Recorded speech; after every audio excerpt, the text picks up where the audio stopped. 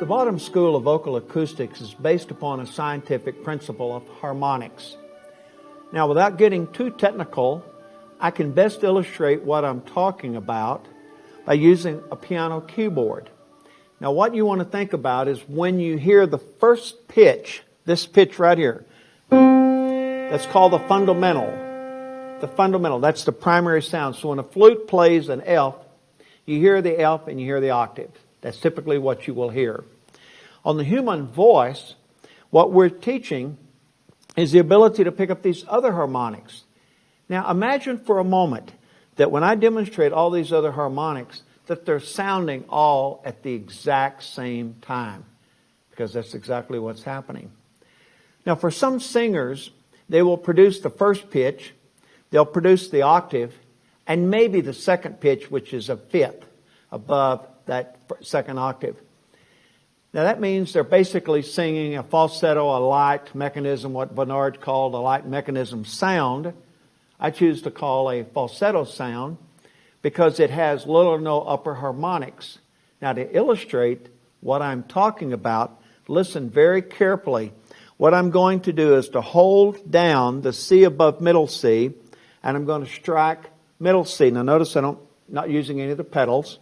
So this key is held down, which means the hammer is off of the strings. So those three strings are going to vibrate. Now listen very carefully. You should be able to hear the ring.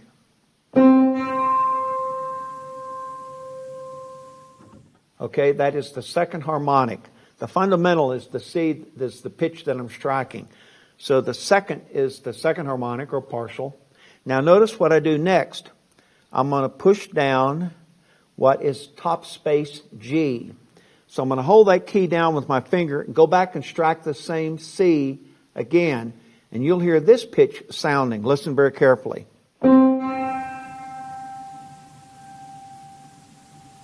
Okay.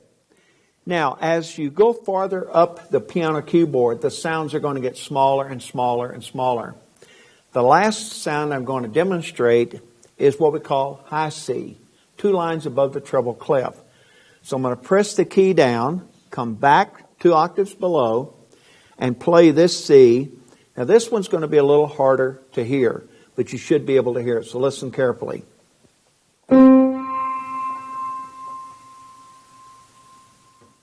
Okay.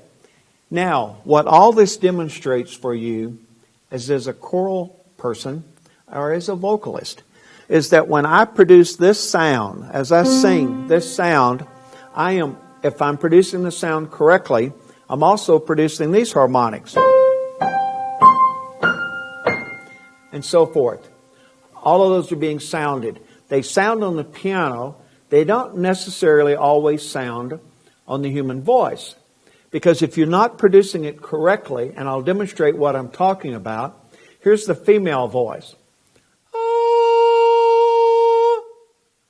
Now that's going to have the fundamental, the second harmonic, and maybe the second harmonic, third harmonic, but highly unlikely.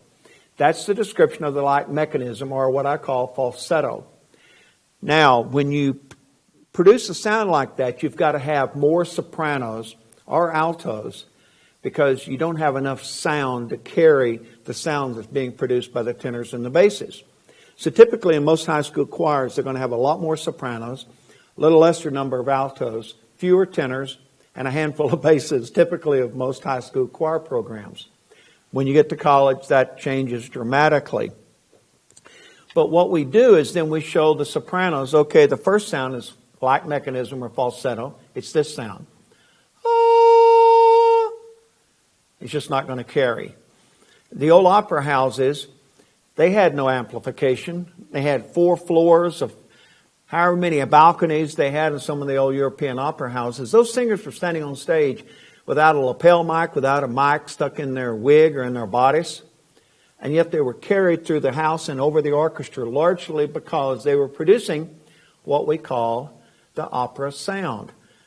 Some choral directors today and voice teachers don't like that opera sound because they say it's too dark. And there's been books written on that. The point is that if you can't be sound, it doesn't matter what your words are. If they're not hearing you, they're not going to hear the words either.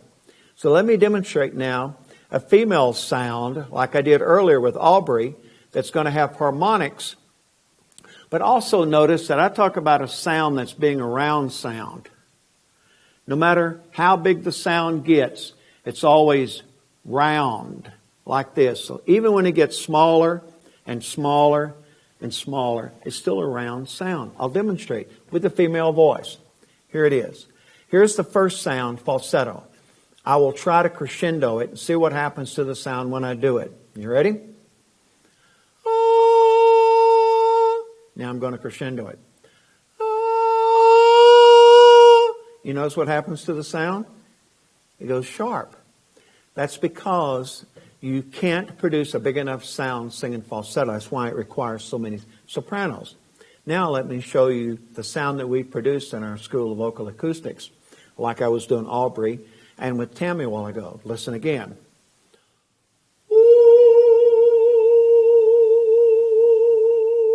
So it doesn't matter if it's this big or it's this big. So I can take it and diminish it without losing the power in the voice. Listen carefully.